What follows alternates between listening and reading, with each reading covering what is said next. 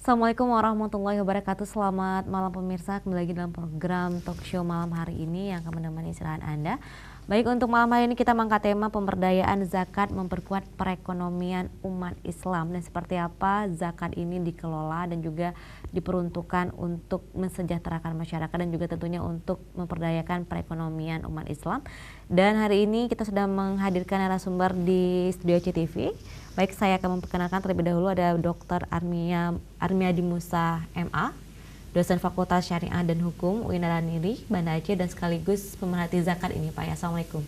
Assalamualaikum warahmatullahi wabarakatuh. Baik, terima kasih sudah hadir di studio CTV. Dan di samping beliau ada Dr. Andes Said Muhammad Husin, Bapak dari staf program Sekretariat Baitul Mal Aceh. Assalamualaikum Bapak. Waalaikumsalam warahmatullahi wabarakatuh. Baik, nah ini juga bekerja sama dengan Baitul Mal Aceh juga dari Dinas Syariah Islam.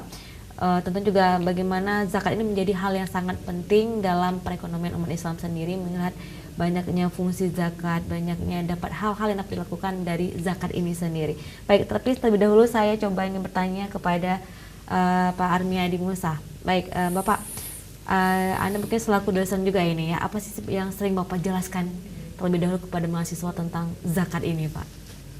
Ya. Hukum zakat ini. Baik. Bismillahirrahmanirrahim. Assalamualaikum warahmatullahi wabarakatuh. Waalaikumsalam. Alhamdulillah, Allahumma shalli ala Muhammad.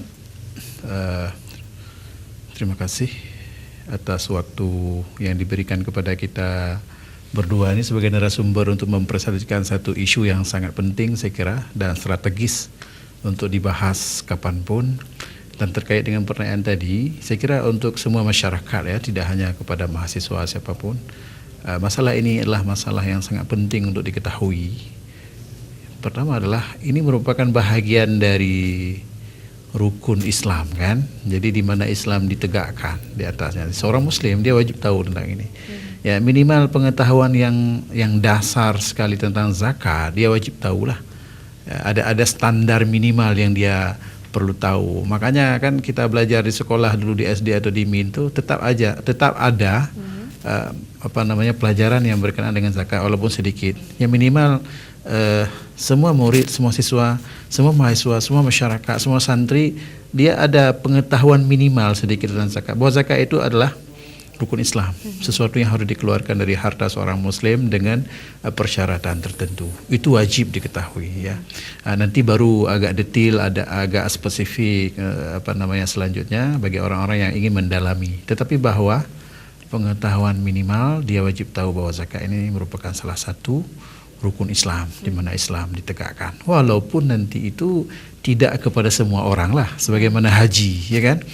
Jadi haji tidak pada semua orang, zakat juga tidak kepada semua orang. Tapi tetap harus diketahui kecuali pada zakat fitrah yang agak spesifik kepada semua orang. Baik, dan beberapa hadis juga menyebutkan bahwa zakat dan sholat juga cukup dekat ini, bahkan disebutkan beriringan sholat dan zakat. Mungkin ini hubungannya seperti apa? Ya, sebenarnya ayat Al-Quran ya yang menjelaskan tentang zakat itu lebih kurang ada 82 ayat di dalam Al-Quran. Sebahagian besarnya adalah digandeng dengan perintah salat. Dari sini juga bisa menunjukkan bahwa begitu pentingnya ibadah yang satu ini ya. Walaupun bukan karena digandeng dengan salat pentingnya, tapi dari sini pun kita bisa paham setelah Allah mewajibkan salat, kemudian Allah juga mewajibkan zakat. Wa aqimus shalah wa atuz zakah warka'u ma'ar rakin. Dari sini juga nampak secara eksplisit ayatnya seperti itu. Kemudian juga terdapat ayat Al-Qur'an yang memang spesifik menjelaskan zakat itu pada aspek pemungutannya. Al-Qur'an secara spesifik menjelaskan tentang zakat pada aspek pendistribusian atau pendayagunaannya. Ini suatu hal yang sangat penting saya kira. Jadi bukan hanya pada masalah kewajiban dia secara hukum, tapi juga bagaimana dia di-manage, ya kan? Allah perintahkan pungut, lalu Allah perintahkan distribusi. Dan yang paling hebat di sini ketika kita lihat urut ayat Al-Qur'an, itu perintah distribusi itu didahulukan di ayat 60 surah At-Taubah. Perintah pungut dikemudiankan pada ayat 103 surah At-Taubah. Itu diantaranya lah. Jadi ini merupakan satu hal yang sangat penting. Demikian juga sejumlah hadis Nabi SAW ya, yang menjelaskan tentang ini. Berarti memang zakat ini sangat penting ini. Ya, tentu saja. Dan mungkin tentang bagaimana pemungutannya dan bagaimana distribusinya. Nah, mungkin juga menjadi kewenangan besar dari Baitul Mal sendiri ini, Pak. Ya, saya coba balik ke Pak Said ini melihat potensi zakat di Aceh ini sudah seberapa persen ini Pak, ataupun sumbernya lebih banyak dari mana, apakah dari PNS kah, ataupun dari pengusaha ataupun yang lainnya? Silakan Pak. Ya, penelitian terakhir itu 2014 ya, kerjasama Baitul Mal Aceh dengan UIN Araniri, potensi zakat se-Aceh itu 1,4 triliun. Baik. Itu potensi yang cukup besar. Tetapi kan belum semuanya bisa kita peroleh data dengan lengkap, belum semuanya bisa dipungut. Nah, yang menonjol adalah zakat pertanian, zakat padi yang dipungut dengan baik oleh masyarakat dan kesadaran masyarakat yang tinggi untuk membayar zakat padi. Juga jenis-jenis pertanian yang lain. Kemudian zakat profesi atau zakat jasa termasuk PNS ya. Karyawan swasta, berbagai profesi itu juga sekarang menjadi sumber zakat yang baru dan menonjol dan banyak kita peroleh. Di samping zakat lain, zakat pertanian, zakat emas, zakat peternakan juga ada sedikit. Jadi cukup variasi juga jenis zakat yang kita bisa pungut di Aceh. Cuma kan belum semua terdata dengan baik, bisa kita pungut dengan baik. Ini katakan masih dalam proses pembenahan ya. Tadi yang disebut Pak Armiadi adalah bagaimana kita memperbaiki manajemennya, memperbaiki lembaganya, meningkatkan kapasitas SDM amilnya. Ini terus-menerus kita lakukan, Baitul Mal Aceh, Baitul Mal Kabupaten Kota, pemerintah juga, dan juga perguruan tinggi. Sekarang perguruan tinggi sangat serius mengkaji zakat. Ya, mahasiswa secara khusus mengambil konsentrasi zakat dan wakaf. Nah, ke depan SDM kita mungkin akan lebih baik di bidang ini. Baik, artinya zakat di sini memang potensi untuk Aceh juga cukup besar sekali, akan tapi mungkin belum merata ini Pak ya. Mungkin kedepannya melihat potensinya yang cukup besar, tadi ada sekitar 1,4 triliun, artinya ini juga jumlah yang cukup besar dan tentunya juga manfaatnya sangat banyak sekali, bisa kita gunakan untuk tentunya memperkuat perekonomian dan juga meretas kemiskinan ini Pak. Mungkin ini kedepannya dari Baitul Mal sendiri punya program apa ini Pak, mungkin agak lebih cepat ini Pak?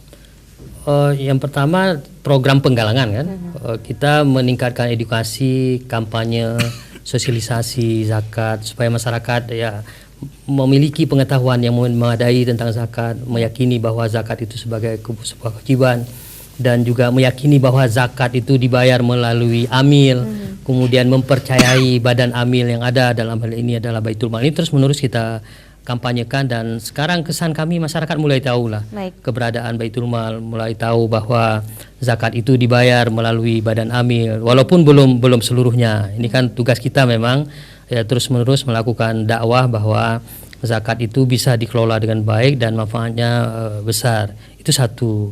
Jadi optimalisasi penggalangan dana zakat, infak, sedekah, dan juga kita akan tingkatkan wakaf nantinya.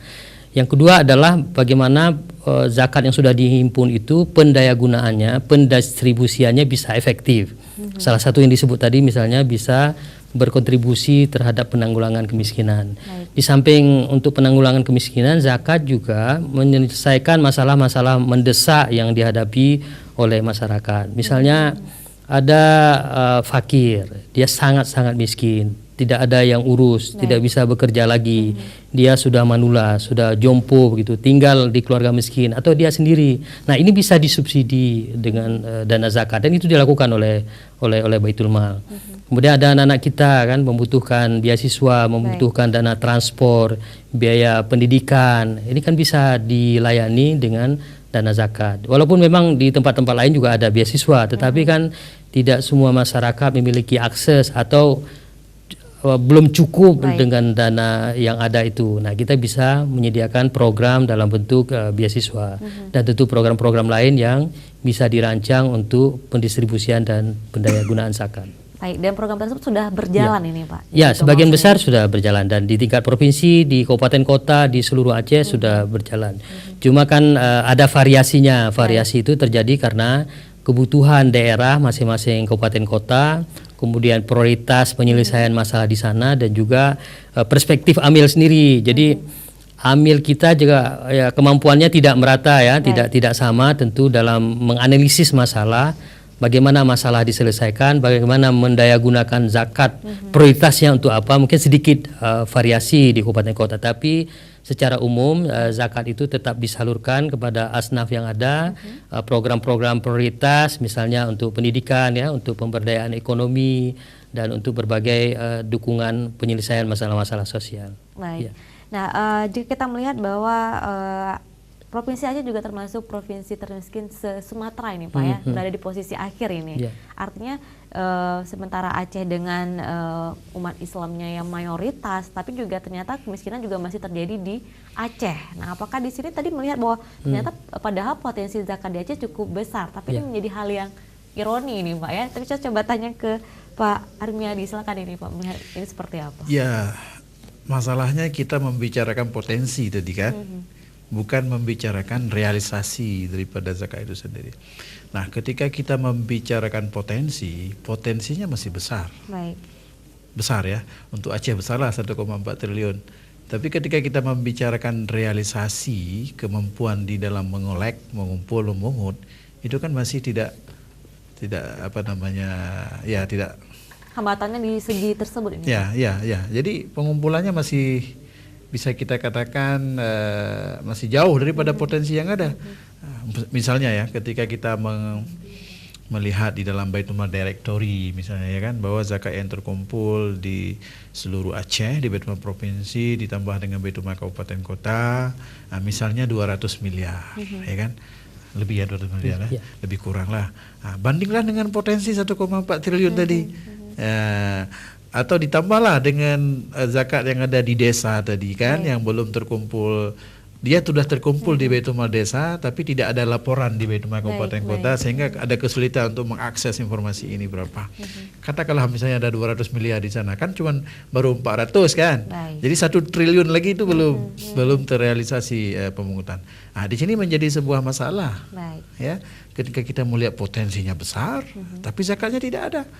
Zakatnya masih, saya sering sebut masih di kantong-kantong masih di kantong-kantong, belum disalurkan ini Pak. Ya, belum diserahkan. Yang diharapkan seperti kata Pak Said tadi, diserahkan kepada lembaga amil yang resmi ya kan. Kalau di Aceh itu adalah Baitul Mal. Itu kan memudahkan segala semua pihak kalau itu diserahkan. Jadi itu diantara kendalanya. Sehingga kita seperti terlalu berekspektasi lah, kalau bahasa Pak Said mungkin kan terlalu bermimpi lah. Kita kan ingin menyelesaikan sebahagian daripada masalah kemiskinan, tapi potensi yang besar ini belum mampu kita realisasikan dengan berbagai macam kendala lah. Tapi dari segi potensi alhamdulillah bisa mengurangi, artinya bisa berkontribusi kan, untuk meringankan atau untuk mengurangi kemiskinan. Walaupun sesungguhnya kemiskinan itu memang tidak bisa dihilangkan ya kan, tapi secara signifikan itu bisa dikurangi. Contoh dalam sejarah sudah ada, konsep zakat itu terbukti bahwa konsep zakat ini mungkin poinnya ya diantaranya ya, bahwa konsep zakat itu memang bisa memberdayakan, bisa mengurangi kemiskinan, walaupun dia tidak bisa menghapus, karena kemiskinan adalah nature of law. Kemiskinan adalah sebuah hukum alam, dia akan bergeser ke tempat lain ya. Tetapi zakat memiliki konsep sebagai sebuah konsep empowering ya, untuk pemberdayaan. Oke, nah mungkin kita coba melihat perbandingan zakat di zamannya Rasulullah itu seperti apa ini Pak, ini melihat dengan zamannya saat ini. Ya, kalau pada masa Rasulullah itu kan masih pada tahap pensyariatan. Misalnya pada tahun 2 Hijriah zakat baru disyariatkan. Jadi baru pengenalan kepada konsep-konsep. Ya, kalau di dalam perjalanan sejarah Islam, keberhasilan konsep pemberdayaan zakat itu bisa dirujuk pada zaman Umar bin Abdul Aziz. Kalau mau dikategori, itu adalah kategori tabi'in ya, pasca sahabat lah, sekitar tahun 99 Hijriah. Nah, itu sangat top sekali keberhasilan pengelolaan zakat pada masa itu, sehingga pada masa itu disebut sebagai masa yang sangat gemilang, khusus masalah zakat. Bagaimana gemilangnya?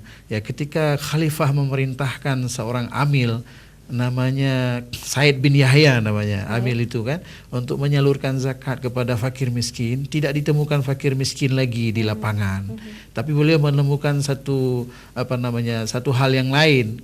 Beliau menemukan riqab, menemukan budak-budak ya, sehingga beliau membawa laporan kepada Umar bin Abdul Aziz sebagai khalifah, wahai khalifah, ini zakat saya bawa balik ke Baitul Mal, karena nggak bisa didistribusi. Tadi disuruh distribusi kepada fakir miskin nggak ditemukan. Baik. Lalu siapa yang Anda temukan? Yang saya temukan itu banyak riqab. Baik. Ya, banyak budak-budak. Jadi khalifah waktu itu Umar bin Abdul Aziz memerintahkan kalau begitu beli semua budak-budak itu dengan zakat, merdekakan mereka, bebaskan mereka. Dari sini pertama kita mau mengambil satu pelajaran bahwa begitu berhasilnya tidak ada lagi kemiskinan, atau paling tidak bisa kita katakan sangat terkurangi kemiskinan. Yang kedua, secara konsep fikih juga kita bisa katakan bahwa zakat itu sebenarnya boleh saja dibagi kepada satu senif kalau memang senif lain tidak ada. Baik. Itu kan contoh tadi kan senif riqab kan diberikan. Jadi nggak ada fakir miskin, nggak ada mu'alaf, nggak ada yang lain, yang ada riqab saja diberikan. Oke, artinya juga banyak ketentuan yang disesuai dengan apa yang dibutuhkan di suatu daerah tersebut. Mungkin juga sangat berperan pada amil sendiri ini Pak ya. Baik, dan nanti kita akan lanjutkan lagi bincang-bincang kita, tetap bersama kami dalam program Talk Show.